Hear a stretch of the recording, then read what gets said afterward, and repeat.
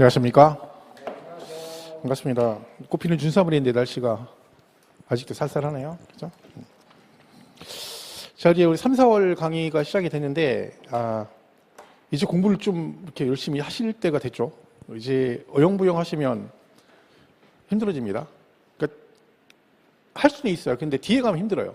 그죠? 그러니까 지금 좀 열심히 하실 때가 됐어요. 이제 벌써 3월이면 금방 시간이 가거든요. 네, 우리가 보통 공부를 다 열심히 하시죠? 나름대로 열심히 해요. 근데 시험은 왜 떨어질까요? 시험에 떨어지는 가장 큰 이유는 공부를 안 하기 때문에 그렇습니다. 그죠? 그런데 공부를 나는 되게 열심히 해요. 그죠? 나름대로 열심히 하는데 떨어지는 분들 분명히 많아요. 왜 그럴까요?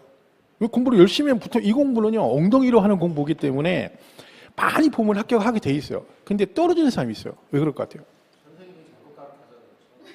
그것도 있어요. 그것도 있는데, 선생님, 제가 볼 때 초장에는, 그러니까 처음에 공부를 시작할 때는 선생님 비중이 뭐 한 8대2 정도 돼요. 근데 좀 시간이 흐를수록 비중이 바뀌어요. 뒤로 갈수록 여러분 비율이 80이 되고 선생님 비율이 20밖에 안 되는 거죠. 왜? 처음에는 우리가 방향만 잡아주는 거죠. 근데 그 다음은 본인이 공부를 해야 되는데, 근데 열심히 하는데 왜 떨어지냐면, 할 게 너무 많아요. 하기 너무 많은 거야. 그러니까 내가 열심히 하는데 얘도 봐야 되죠. 얘도 봐야 되죠. 얘도 봐야 되죠. 볼 게 너무 많은 거예요. 그러니까 보긴 보는데 제대로 못 보는 거죠. 그러니까 저는 항상 하는 얘기가 있습니다. 우리 공부는 합격이 목표면 자료 같은 거 너무 많다고 좋은 게 아닙니다. 항상 이야기죠. 문제집을 3권 푸는 것보다 하나의 문제집을 3번 보는 게 무조건 합격합니다. 근데 우리는 문제집을 3권을 보려고 그래요. 왜? 이 문제집을 보고 점수가 안 나오니까 얘가 문제가 있다고 생각해요. 야, 이것만 봐서 안 되는구나 라고 생각하는 거예요. 아니에요. 그 문제집을 제대로 모르는 거예요. 근데 여러분은 한 번 풀고 나면 그게 이미 끝이라고 생각하죠. 아니죠. 완벽하게 100% 이해를 해야 돼요. 그러면 떨어질 수가 없어요. 그러니까 뭐가 되든 하나만 잘하면 돼요. 하나만. 그러니까 자꾸 이런저런 자료에 욕심 부리지 마시고 이거 봤다 저거 봤다 하지 마시고 하나의 자료를 가지고 계속해서 반복해서 봐라. 우리 고등학교 3학년 때 국영수 이렇게 보면은 국영수 점수는 잘 안 나오는데 참고서는 굉장히 많잖아요. 그죠? 뭐 이만큼 있죠. 왜? 막 책을 사는 거죠. 뭐 이것도 사고 저것도 사고. 근데 제대로 보는 건 없잖아요. 근데 공부 잘하는 애들은 하나만 계속 봅니다. 한 권을 계속 봐요. 제 친구 중에 영어 되게 잘하는 애가 있었는데 지금도 생각나요. 그 성문 종합 영어를 보는데 걔는 책이 2권이에요. 하나는 새 거, 하나는 지금 보는 거. 왜? 그 한 권을 너무 많이 줄을 치고 봐가지고 이게 두꺼워져가지고 글씨가 잘 안 보여요. 영화. 그러니까 새 책 갖다 놓고 잘 안 보이면 그걸 쳐다보는 거예요. 한 권을 계속 보는 거. 보고 또 보고 보고 또 보고. 공부 되게 잘하죠. 여러분도 그러니까 지금 이제 3월부터 공부를 또 계속 이제 할 건데 너무 이것저것 저기 찾지 마시고요. 하나만 잘하시면 돼요. 그죠? 이거 하고 그다음에 우리 5월달에 문제집 하죠. 그리고 7, 8에 또 문제 이론하고 그다음에 기출 특강 있고 그다음에 저 같은 특강을 딱 합니다. 일요일날 특강을 한 번 하거든요. 지문 비교 특강. 작년에 그것만 잘 하셨어도 세법 10개 맞는 거 아무것도 아니에요. 목표가 우리는 10개 정도면 돼요. 그러니까 너무 뭐 거기다 스트레스 받지 마시고 시간 투자 많이 안 하셔도 돼요. 그냥 꾸준히 가시면 그 원하는 점수 충분히 맞을 수 있습니다. 원래 제가 총론부터 할 건데 오늘은 취득세부터 시작하겠습니다. 기출 특강이 있어서 좀 그런 거니까 뭐 순서는 상관없어요.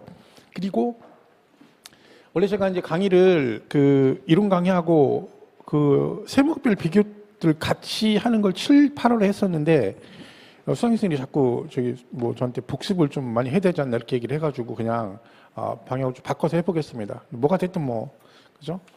열심히 하시면 되니까 보시고 교재는 36페이지. 요거 가지고 이제 시험 볼 때까지 갈 거니까 참고로 보시면 되고요. 자, 그럼 한번 보겠습니다. 취득세.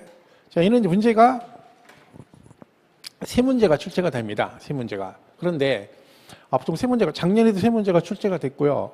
그럼 여기서 이제 이게 이제 우리 흐름이라고 볼 수 있어요. 우리 그러니까 세법은 다 이런 식으로 흘러갑니다.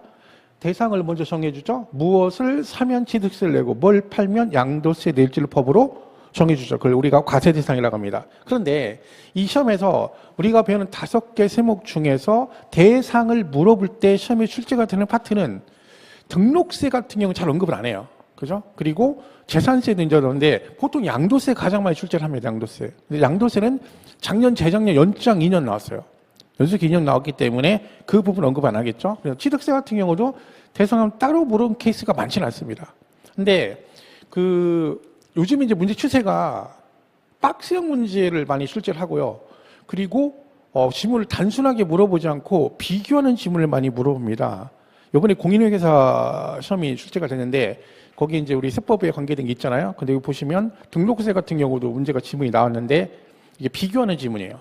그러니까 이거는 등록세 대상인데 다만 뭐 취득을 원인으로 하는 경우는 뭐 취득세 대상이다. 이런 식으로 맞았니 틀렸니 이런 식의 출제가 많이 되고 있습니다. 그래서 전체적으로 그런 부분이 문제 패턴이 약간씩 바뀌고는 있습니다. 그러니까 박스형 문제가 많이 나온다는 얘기는 우리한테 그렇게 좋은 건 아니에요. 그죠? 왜냐면 그게 이제 기역 니은으로 나오면 괜찮은데 몇 개는 잃어버리면 이제 돌아버리는 거, 그죠?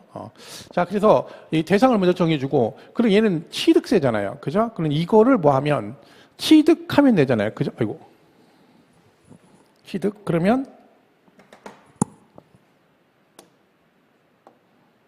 취득하면 되니까 요때 취득이 어떤 경우를 취득으로 볼 것이냐 그러죠? 그러면 얘가 이 대상을 이런 식으로 취득하면, 그러니까 부동산이 대표 주제잖아요. 우리가 부동산 세법이니까. 그러면 부동산을 이렇게 유상, 무상, 원시, 간주 이걸 다 취득으로 봐서 몽땅 이건 다 취득으로 봐서 이렇게 취득하면 다 과세를 하겠다 그런 뜻입니다. 그죠? 그래서 이제 우리가 유상승계가 있고 무상승계가 있고 원시, 간주. 그러니까 유상이란 말은 말 그대로 지문 대가를 지불하고 취득한다는 뜻이고 무상은 공짜로 취득한다는 뜻이겠죠. 그리고 원시는 최초 취득이라는 뜻이고 그다음에 간주는 멋모로 본다니까 이건 뭐예요? 실제로 부동산을 산 건 아닌데 산 걸로 보겠다. 그래서 취득으로 보겠다는 얘기죠. 그리고 뭘 정해줘야 돼요? 누가 낼지를. 그죠? 왜냐면 이걸 정해줘야 취득세를 누가 낼 거 아니에요. 이걸 법으로 안 정해주면 문제가 뭐예요? 아무도 안 냈을 때 누군가한테 강제 징수 등을 해야 되는데 법적 근거가 없으면 안 되기 때문에 납세 의무자 누가 취득세를 낼 것인가를 요 취득 형태별로 다 틀립니다. 이걸 다 정해주는 거죠. 그죠? 그래 납세 의무자고 그다음에 세금 계산을 하면 여기다가 얼마를 기준으로 해서 요거의 얼마의 크기만큼 해서 이 두 개를 곱해가지고 세액을 산출하게 되어 있습니다. 그러면 이 세금을 계산을 하면 기준되는 금액을 뭐라 그래요? 과세표준 그러고 이렇게 이제 몇 퍼센트 비율을 곱할 것인가 해서 곱해서 과표 세율. 그럼 취득세는 요거를 기준을 하겠다라고 정해주는 거고요. 너 세율은 몇 퍼센트로 가겠다. 작년 시험 문제 이하고 얘가 나왔죠. 그죠? 근데 이거는 뭐 제가 수업 시간에 말씀드렸지만 작년에 만약 출제가 되면 이 두 개는 나올 거라고 예측을 다 할 수 있는 부분이었습니다. 왜냐면 요거는 이제 재작년에 개정이 됐는데 재작년에 출제가 안 됐었기 때문에 작년에 나올 거라 생각해서 작년에 나왔고 세율 파트는 어딘간 시험에 나온다겠죠? 세율은 어딘간 출제가 됩니다. 그런데 그 전년도에 34회 때 재산세하고 양도세 파트가 세율이 출제됐기 때문에 그죠? 나올 수 있는 게 취득세였거든요. 그래서 작년 취득세에서 이 부분이 출제가 됐습니다. 만약에 얘가 세율이 나왔는데 취득세를 또 낸다. 세율을 만약에 또 내고 싶다 그러면 이걸 내겠죠. 특례를. 그죠? 이럴 확률이 있습니다. 그런 거. 그리고 이제 어떤 식으로 세금을 계산하면 어떤 식으로 될 것이냐. 그죠? 부가징세는 신고 납부라는 방식으로 네가 가서 신고하고 돈을 내라. 이렇게 돼 있습니다. 그리고 이제 취득세 신고 기한은 취득일로부터 60일이죠. 그럼 취득한 날로